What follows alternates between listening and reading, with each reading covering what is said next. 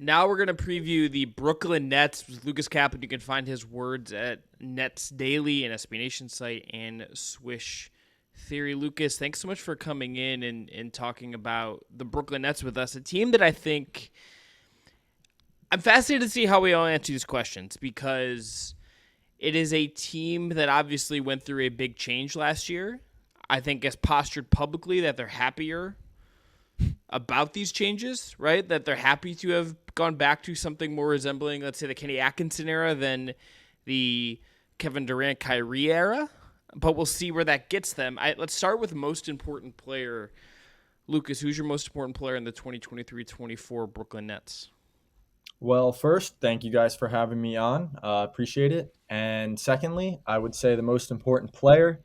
You could go a couple different ways. You could go Mikal Bridges, talking about his offensive growth. He's going to have a lot of ball handling responsibilities. How does that look? But I think it has to be Ben Simmons.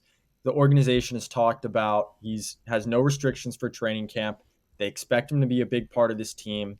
And I understand the skepticism. I understand the optimism where, okay, I mean, he's playing 5-on-5. He's actually healthy. I mean, there has to be some sort of tangible improvement from him.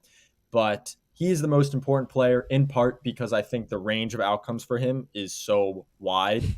There's a world I could see him being a productive player and contributing to wins and being a player that they need.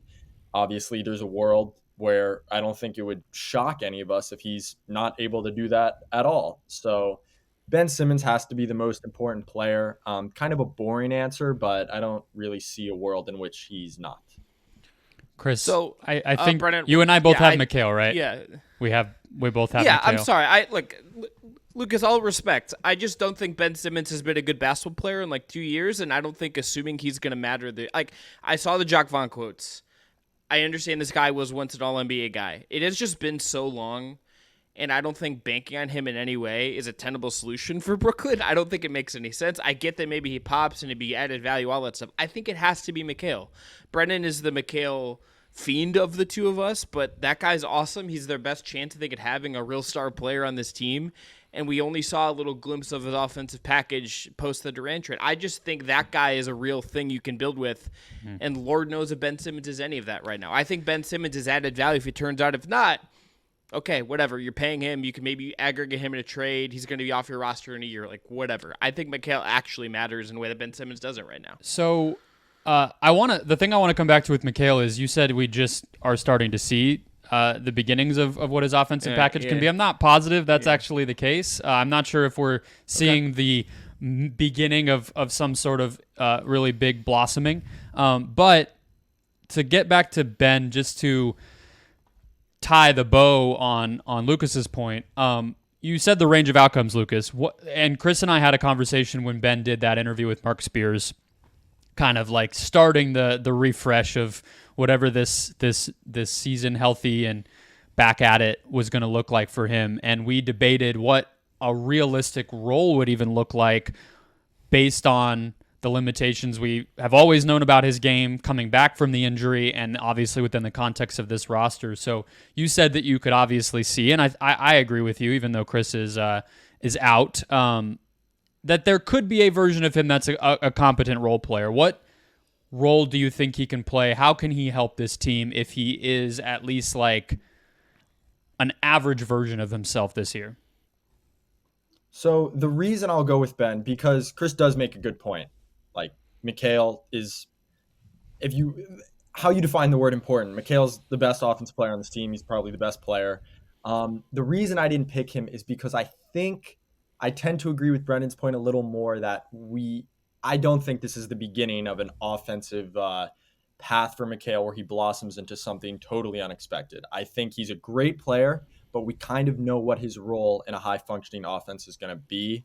I don't really want to see a ton of primary ball handling opportunities for him, like an initiator role. I think the Nets were forced into that last year, and it didn't have great results. But I think if Ben is able to not be an all-star, not be an all-NBA player, but he's actually able to handle the ball, because right now Spencer Dinwiddie and I guess Dennis Smith Jr. are the only traditional ball handler initiators on this team. That's not going to be good enough for even a league average offense. If Ben can just give you connective synergy, to actually be able to handle the ball and make reads and help Mikal get downhill and help Cam Johnson get downhill. If he's actually looking to score a little bit and not just passively dribbling around the perimeter, looking for someone to take the ball like a hot potato, it'll add a dimension to this offense that they desperately need, where when they need ball handling, it's not just, okay, Spencer Dinwiddie, high pick and roll, Spencer Dinwiddie, ISO. I like Dinwiddie. He's a good player, but it was just too much on his plate last year. And you don't want to give Mikal so many ball handling opportunities because he's more of a play finisher, I think, than a play initiator.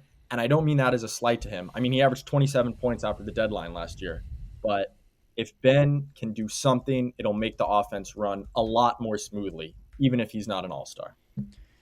So to give some numbers on the Mikal side, I think it was kind of a blind spot to not add just some sort of cheap point guard for this team. I mean, Lonnie Walker, I suppose, can maybe dribble the ball and initiate, but that's not really your answer. Dennis Smith, as you mentioned, was brought in more for his offense or his defense. I think we would all agree. So that just feels kind of strange to leave that hole because there's a lot of relatively cheap options there. But Mikal, so 52% effective field goal percentage on 220 pull-up jumpers after the All-Star break last year versus 45% effective field goal on those pull-ups pre-All-Star break. Usage went up from 20 to 30%. To me, that feels fluky. Not the usage. That was kind of by necessity, but the jumper efficiency. I think the part of his game that I do think is pretty sustainable, and you hit on it when you said getting downhill, right? Like he was at 12 drives per game with the Nets versus like just under 8 for Phoenix, and he drew a bunch of fouls by doing that.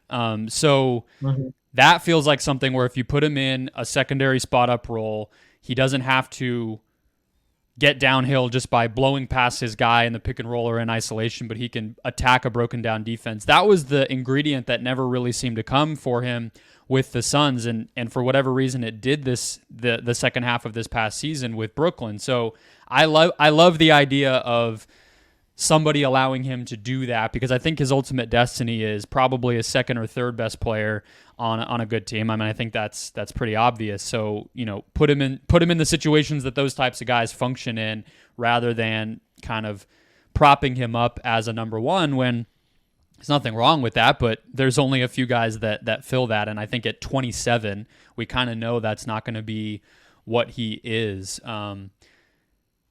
Do we want to move to the guy we're going to be talking about, Chris? Because I think you and I might have the same answer here, knowing us. Well, the last thing I will just say, Mikal, when I say I think there's something offensive coming, I agree with you guys that I don't think he's suddenly going to become like a top lead option. But I think just seeing if there's a little more juice on the creator bone to see where that gets you and what that tells you, I think is noteworthy, right? Like I think that is a noteworthy thing if you're trying to figure out how you're building here and what other pieces you might get. Brendan, okay, who is yours, Brendan? Mine's Nick Claxton. For guy we're gonna. Okay, same. Yeah. Look at us. Yep. Here we go. All three of us. Look at us. All three of us. Love Nick Claxton. Love Nick Claxton. I will ask you guys, either of you, whatever, what I guess specifically about his game. It is a contract year. Going to be a free agent. He's going to make some money if his year is anything like last year. Is there any, specific part of his game, whatever, that you're looking for this year? Or I guess I'll leave the floor to you guys on that. So what I'm interested in, I'll go on either end of the floor. On defense, to me, it's how does he look within this roster context, and especially without Kevin Durant as secondary rim protector, and to a lesser degree without, some of the rebounding that Durant provides. But the rebounding wasn't massively different over the course of the season with all the changes. I think that's just going to be a deficiency for a team like this kind of no matter what. But more so that what does he look like when he's having to be a switch defender, but also the only rim protector on the team? Last year, the defensive rating for this team, according to playbyplaystats.com, was 111 with both guys on the court, but no lower than 114 with any of the other variations of that. But at the other side of it, you did have some of the just like big ball, jumbo, wing heavy lineups perform pretty well on the whole too. So it's not like he doesn't have a track record of succeeding regardless. But I think the best context for him is to be next to more traditional size. Like I think we get really infatuated when teams are able to play quote unquote small ball when they have big guys 1 through 3, but we kind of ignore the need for the big guys at the 4 and 5. And it's like at the end of the day, Cam Johnson as your 4, it's not ideal no matter how you slice it. Like you're going to be losing something without a real paint protector at that spot. And then offensively, I would be more interested to hear your side, Lucas, because I don't necessarily know what the next leap is for him offensively necessarily. I think he flashed a lot in the way of touch and finishing and ball handling. I think all that stuff is coming along nicely from what he showed at Georgia. The free throw shooting is an obvious thing. I kind of just expect that to get to a passable point eventually because it was in college. But I don't expect this dude to be, a point forward anytime soon or tossing up threes or whatever. So what do you think on the offensive end is kind of the next frontier for him to explore? Yeah, I'm glad you asked that. On the offensive end, I mean, his career, there was a real fork in the road after a shoulder repair surgery after his second season. I mean, you look at Georgia, you look in his early G League days, he wasn't shooting 40% from 3, but he could really shoot and the free throws weren't an issue. And he's talked about how he's had to rework his shot and it has not gotten back to the pre-surgery level. And I agree with you. I don't expect him to be Domantas Sabonis. I don't expect him to be a stretch 5 or anywhere in between. But he led the league in field goal percentage last year, and it was not just catch, lob, dunk. There was a lot of touch with both hands. So I'm thinking I would like to see the Nets, who are probably going to need some creation, lean into a bit more fake handoffs, some more hub actions. And there was a game last year against the Kings where the Kings were switching a lot, and Clax would end up on an island against Terrence Davis, and they gave him the ball. And it was one dribble to a hook that Davis could not contest, and he got some looks. And then the next games, the Nets go away from that. They don't feed him the ball. And I get that they're not going to feed him the ball in the post all the time. But I think just exploring a little bit more of, hey, this guy can get from the arc to the rim in one dribble and finish with either hand. Let's maybe give him a little bit more freedom to explore that. Either way, I don't expect him to be a super offensive plus. He's going to be a defense first guy, and his defense is really good. So there's nothing wrong with that. But I wouldn't be surprised going into a contract year, whatever. He wants to show a little bit more of that action. And I think there are some points for the Nets to pick up using him a little bit more as a hub. Because, I mean, it is a really rare blend of length, athleticism, and touch. Chris, what do you think this guy gets paid next year? A lot of money, like lots of money, just bags and bags of money. I mean if Jared Allen got 20 and Jakob Poeltl got, what did Jakob Poeltl get a year? 20 something, like 20 plus 18, something like that. He should get at least 20 and probably like 25. I fell in love with him when I saw him in person. They were playing the Cavs. I'm in Cleveland, Lucas, and he just straight up wrecked Jared Allen for much of this game. Maybe a sign of things to come for Jared Allen against centers who just like playing physical. Ominous for Cleveland, I guess. But he was so physical and so tough and so just rugged for a guy that is not when you see him in person, you see that he is strong. But he doesn't look huge, right? He's not. He's kind of a slender, tough, big guy. He's part of this run of centers we have now that are strong but aren't exactly bulky, right? They're kind of lean.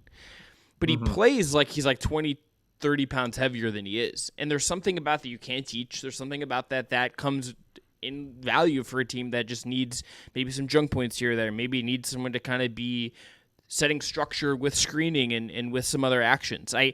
I just love what he can do, and I love the way he plays despite him not being this behemoth. He plays like he thinks he's the size of Joel Embiid. Yeah, and the one thing I would say I took away from the introductory presser with Jacques Vaughn and Sean Marks, this team was 15th in defensive rating after the deadline last year. And if you're an optimist, you say, league average, roster thrown together on the fly. We can get that up with a real training camp.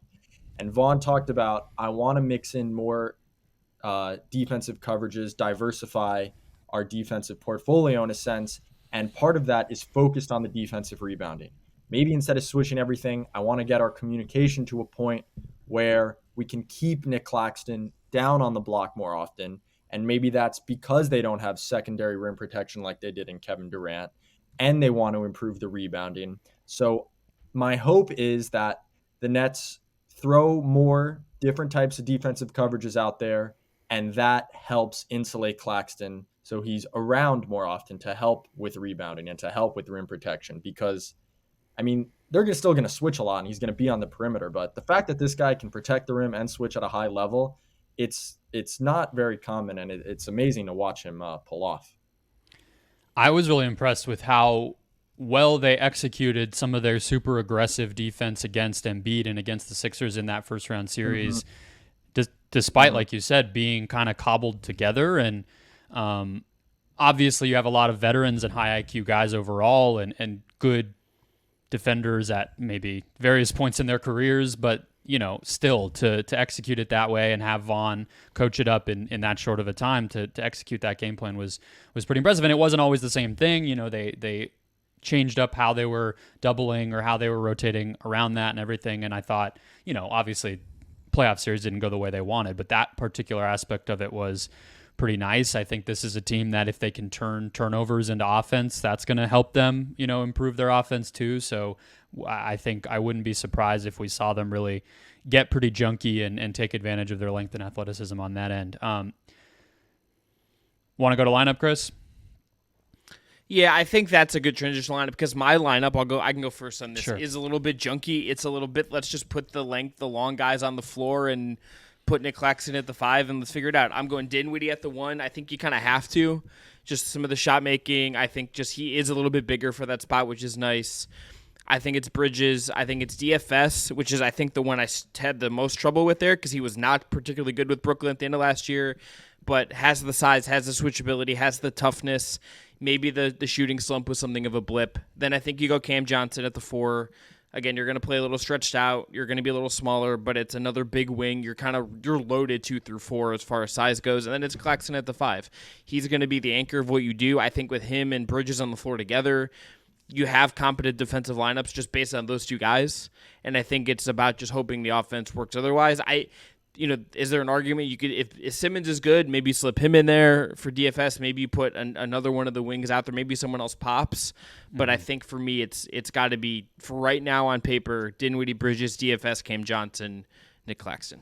So Yeah, that's going to be the. Sorry, just to illustrate what Chris was saying there about Finney Smith, I think I like him more than O'Neal in theory too, but last year the best lineup post All-Star break was that 5-man unit, but with Royce O'Neal in place of Finney Smith. But it sounds like you agree with Chris, Lucas. I think that's going to be the lineup, and I think they're invested in Ben. I'm not going to try to come on here and spray the Kool-Aid everywhere, but they're expecting something. So I think if they get Ben to a reasonable level, they might slot him in for DFS. In an ideal world, that juices the ball handling a little bit. But to your point about Royce O'Neal, they really like him, and he was really good for them last year. He shot a career high from 3 on a career high volume. He spaced 3-4 feet behind the line, and he does give you more, attack a closeout, make an extra pass than Dorian Finney-Smith. He's a passable ball handler connector, whereas Dorian, you really don't want him handling the ball very much. You do not want to see him dribble the ball. Dorian might be a better defender. So those are the 3, contenders for that 5th starting spot. Dinwiddie, the former Suns, Claxton, I think that's pretty locked in. Mm-hmm. So, yeah, I agree with you guys. I think, it might just depend if Dorian's really not shooting and Ben doesn't look good, then you slot Royce in and, so on and so forth. But the lineup, I think, is fairly etched in stone. Yeah, I would also just say I think Royce O'Neal is someone that the moment another team calls you and is like, can we give you a first-round pick for him, you should send him out and say, thank you for your service and take the asset and profit from that. Well, so that's a good – Yeah, go ahead. I was just going to say, you heard that a lot this summer, and you honestly heard it at the deadline last year after the KD trade, and a lot of people around the league were like, really? They didn't – because I think it was confirmed that there was a first for him, and it was confirmed that there was a first and then another protected first for Dorian. So people were a little bit confused about why the Nets didn't take that opportunity. But to me, that showed me like they're confident if they have to offload these guys, there's going to be deals there. So trade candidates, they were that all summer. I think if you get closer to the deadline and they're not super integral to the team or it's not going well, you might see that, to Chris's point. Yeah, Chris is just a Cavs homer, so he wants O'Neal. That's where that's coming from. In case you missed it. No, right. What the Miami Heat just give a first round pick and then start recruiting Donovan. I think that's the path. Someone's just got to do some elite forward thinking tampering with Donovan Mitchell. And we just want peak more peak windy content. I think is also the inevitable domino off of that. I think to return to the lineup thing for a moment, then we can go to best and worst case because I think the trades is. Kind of funnels us right there. But the other thing about if Simmons were to be in that lineup is I think he has the potential to be the second best on ball, if not maybe the best on ball wing defender on this team. And so it's Finney Smith and O'Neal, I think I like the functional strength that Dorian has. That's kind of why I like him more. O'Neal's one of those guys where it's he's not going to screw up and he is long and has, the wherewithal to kind of keep up and contest, but he's not really going to break up plays. So I think Simmons can, and that would be another plus there in addition to the ball handling. But I'll just go with worst case to start because I think that's where I think about the trade. So I had for worst case scenario for the Nets this year that they can't stay competitive despite the depth of talent, and the season just becomes kind of about trades and prepping for next off season. That's kind of where I see it. What do you got, Lucas? Yeah, that sounds right. One thing about this roster is they're one bad injury away from a month where they go, I think maybe 3-11, 3-12, something like that. Mikal can't get hurt. Dinwiddie can't really get hurt. And Claxton can't really get hurt. They were lucky with injuries, I think, after the deadline last year. But who knows? So I think that would play into the worst case scenario. And then, like you said, they're not that competitive. It becomes about trades immediately. Ben doesn't look good. He's not adding anything. All of a sudden, if you want to be competitive next year, it's he's an expiring. We probably have to dump him. In terms of the on-court stuff, I think if none of those secondary, tertiary ball handling options work out, then it's too much on Mikal's plate. The offense suffers. And then one, I guess, sneaky, underrated story of the post-deadline team last year is that Mikal's defense really suffered as a result of having all of that creation. He just wasn't the same guy on defense, which is fair. I mean, he was asked a lot. So there's a lot of ways, I guess, that this could go wrong, starting with injury and secondary, the offense just really not getting past that 20 to 25 range. What do you got, Chris? Best case. I think Mikal Surgeon, that whatever we saw, some of it is enough real, and then they push for a top 6 seed, and they also maybe squeeze some assets out. But I think if you thread that line, you're in a good spot. I think worst case, it's exactly what Lucas said. It's lots of good players. Maybe some of them slip. Simmons doesn't pop, and that's just hangs over you in a weird way. There is just some energy there that I do think it has an impact to affect things, even if you don't want it to. It's such a weird situation. I don't know what the right comparison for it is, and we don't know what the negativity could stem from that.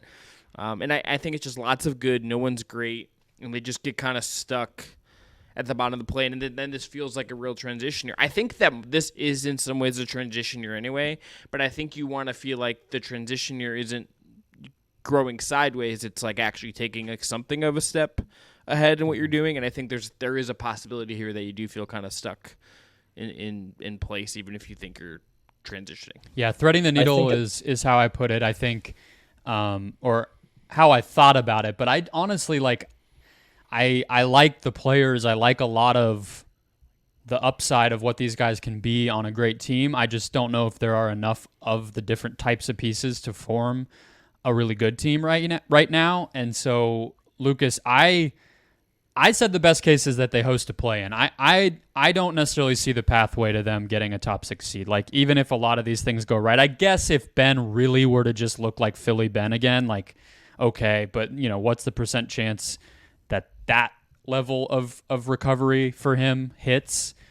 Probably pretty low. So even a middling productive Ben and all this other stuff, I just still I don't know if they're going to be better than the Knicks or I don't know, the Sixers or the Raptors even. I mean, I don't know. Maybe they are, maybe they aren't. But yeah, I was gonna ask. I was gonna ask you to rank Raptors, Bulls, Bulls at the bottom of that. Yeah, I mean, I think they're just in the mix, but I would be pretty surprised if they got to 6. I mean, this team was on a 35-win pace after the All-Star break, if you just look at kind of their net rating post-All-Star break. So anyway, Lucas, what do you think? Do you think they can be the 6 seed, 5-6 seed, or do you think it's more of a play-in season? I mean, I think earlier in the summer I was a bit lower, and recently I've kind of been, obviously not too unrealistically, but hyping myself up a little bit more in terms of the high-end outcome of this roster. I think there's going to have to be they can't mess around when they play the bottom of the East, because they want to make the playoffs. They want to for sure they want to make the playoffs. And they would be disappointed if they weren't at least hosting a play-in game. They probably have their sights set higher than that. But I think that they need something from Ben. So already you're on okay, that's a pretty big if. They need some of the secondary signings. Like, they need one of Dennis Smith and Lonnie Walker to pop this year. They both had other offers. They're both on veteran minimums. That signals to me kind of an open secret. They're promised some playing time, so they better contribute something. And I think one of the sneaky things that they absolutely cannot let happen this year is letting Claxton walk. If you get the sense that he's going to walk, you got to trade him at the trade deadline. And that's going to be a tough pill to swallow, but that would be a pretty poor management of assets for a guy that's going to be coveted around the league in a walk here. But I see the path, I think, because you never know what Eastern Conference teams are going to have an injury or do worse than expected. I could see them hosting a play-in game. I could see a 7-8 seed. I don't think they're going to be better than the Knicks. The Knicks, if the Knicks are going to run into problems, it's going to be in the playoffs, because they're going to play their starters a lot. They're going to play hard, and that's a recipe for, I think, 45 wins. But yeah, I agree with you guys. They should be in that Raptors-Bulls tier. And then best case scenario is they finish in the top of that tier and they hover around the 6-7, spot. Maybe Indiana is also in there if you're high on it coming together, I guess, in the first year, which I could totally see. So I agree. Let me just ask one. Let me ask one last thing. Scale 1 to 10, because we've kind of talked around him a little bit, and you brought him up at the top, Lucas. Just give me a scale of 1 to 10. How confident you are Ben Simmons gives you something positive this season? Oh, I think a 5. I mean, it's tough. I think the bare minimum, it's like the Nets really need his theoretical skill set. So I could see him not being great, but still being a plus for this Nets roster, if that makes sense. I think the threshold is low. It's a better situation. He's kind of talked around how it was hard for him to play with KD and Kyrie. So I'll say I'm perfectly average on it. Maybe a 6, maybe gun to head. I think he gives them a little something. If a 10 is like, okay, I think he's going to be close to all-star level, I don't think that's happening. I also don't think he's going to be absolutely nothing. Remember last November, there was a 2-week stretch where he averaged 16, 7, and 6 in 32 minutes a game, and then he retweaked the knee, and that was it. But there were some signs last year. So I will not be shocked if he's a semi-productive player. Our partnerships guy, Chris Longo, is going to just listen to this multiple times to get hyped up before the season. He is a Nets fan. He's going to say 15, and then after the first game where Simmons refused to shoot a layup or something, he's going to walk into the Hudson River. So that's what's going to happen. Yeah. So, I want them. I would rather them on the Simmons note play. If they're committed to giving Simmons minutes, then they should also be committed to giving Day'Ron Sharpe minutes. I don't like Ben Simmons at center. I've never liked Ben Simmons at center dating back to Philly. He can't protect the rim. He doesn't play drop and all these types of big man defense in switching everything with their lack of non-guard size. They don't have those fours like we were talking about or big forwards. It's a recipe. I think it puts him in a bad spot. So I think that would be a key too. But I have the under. So I feel bad about that a little bit. I just think I don't see a lot of difference-making additions in the offseason. Again, they were a 35-win team after the All-Star break in terms of net rating. And I'm glad you guys hit it. There's the possibility that they get less talented over the course of the season. Does Royce O'Neal get traded? Does Nick Claxton, worst-case scenario? I think that would be a failure too. I don't expect that. Could happen. Spencer Dinwiddie? Probably not, because he's kind of their only guard. But again, if it really goes downhill and there is a version of this season for them where they kind of intentionally tank the end of the year, So it's like if you're just looking at it like purely analytically and like from a bettor's perspective or whatever, like that downside exists in a way that I don't think the top upside of this being like a 50-win team really exists. So most often I think this team hits the under. What do you got, Chris? Under as well, 37 win level net rating after the Durant trade specifically. After the day that Durant trade was announced, according to Clean the Glass, and again, you said 35 after the All-Star break. Yeah, I don't think I said the line is 37.5. I don't think I said that. So that's the number. Yes, I would take the under as well. I think this team is going to have some interesting stuff. There's a lot of guys I really like watching. I think the quality just isn't totally there for them to win more than, like, if they cap out at like 41 wins, that would make sense to me. If that's like their best case, that kind of would make sense to me. But I would lead the under as well. Yeah, I think it's a really tough line. I think I was anticipating it to be like 39.5 maybe. I don't know why. But I'm leaning the over just because I guess I'm a sucker for, I believe, okay, they have a training camp. They're not just thrown together on the fly. That's going to make some sort of difference. The fact that they were 15th in defense with none of that leads me to think a top 10 defense is at least somewhat realistic. Like, I do expect this to be a good defense. And I don't know. I really go back and forth. I'm going to lean the over. But I would very much not be surprised by the under, in just that I could see the offseason signings not really making much of a difference. And again, one injury, I think, kind of cements the under, one big injury. But I will lean the over. I think I just kind of believe in the defense and enough nights where the three-pointers go in to grant them some easier wins, because I am worried about specifically the clutch time offense when the game slows down. So if their record is really bad in clutch time situations, they're not going to be able to survive that. I think my final prediction would be like 39 wins, which is why I don't feel super comfortable about taking the over. Sure. But I'm going to take it, and I could see how I could be wrong.